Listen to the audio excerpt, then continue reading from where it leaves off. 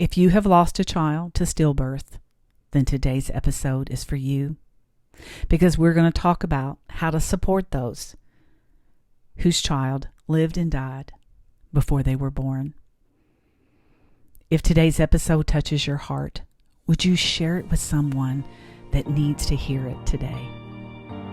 This is Teresa Davis, your host of the Grief Mentor podcast. Welcome to Season 2, where together we will journey through the hardships that grief thrust upon us while holding on to the anchor that is trustworthy and true. Here you will find interviews and biblical truths that speak healing into the mind, body, and spirit of the brokenhearted. I'm so glad you're here. Welcome back to the show. This is your host, Teresa Davis, and this is Q&A week with the Grief Mentor. Today's episode is dedicated to all the moms and dads who have suffered the loss of their child by stillbirth. Do you understand stillbirth? Do you know what it means to have a child die by stillbirth? This is what we are going to discuss today. So what is the definition of a stillbirth? It is the birth of an infant that has died in the womb, strictly after having survived through at least the first 28 weeks of pregnancy. Did you know stillborn babies, though they lived, are not issued a birth certificate? Mom must give birth to her baby, though she knows that her baby took their last breath in the womb. Dad, who anticipated holding his baby for the first time outside the womb, now realizes that his precious child will never know his touch. Mom's breast milk more than likely will come in as planned, but there will be no life-giving nourishment from her body. The medical cost of giving birth must still be paid, but they're not bringing home their precious cargo to the nursery they so thoughtfully prepared for the one they love. The cost of losing a child by stillbirth weighs on the parents differently. Their child is not recognized for the life they lived in the womb. There is only one date on their memorial stone. Today's episode is dedicated to Abby Naylor, born July 13th, 2018. Her parents are Kristin and Daniel Naylor, whom I had the privilege to meet and hear their story. I was compelled to teach you what I learned after spending some time with them. So what are the best ways to support those who suffered the loss of their child by stillbirth? Listen. Can I say that again? Listen. Don't try to fix it or make it better. And definitely don't say you can have more children. This is often said by people that don't necessarily mean harm, but they're searching for words to comfort. Recognize the urgency inside yourself that you want to make it better, but realize that in that moment, the best thing you can do is listen. Making comments like you can have another child devalues their child's life. Or saying things like, well, it was meant to be and they're in a better place now. You're young. You can have another child. Remember, God works all things for our good. God needed another angel. And this one is really common. Everything happens for a reason.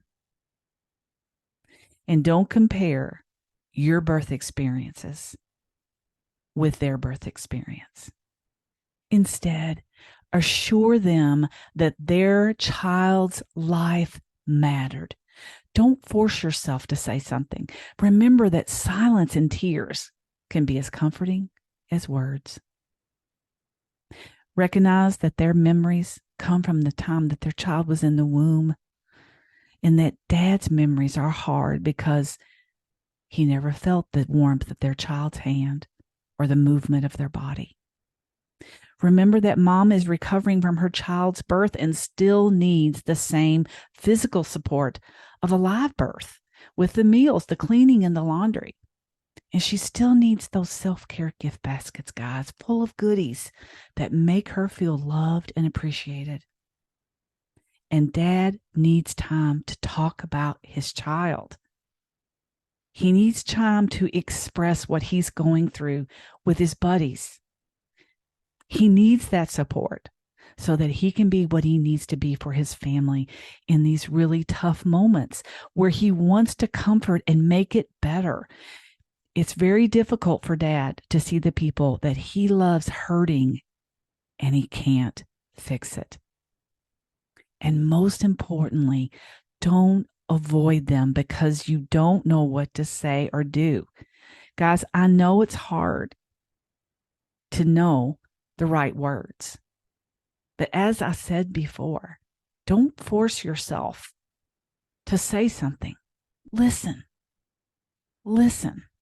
You could say things like, I know this must be so difficult for you.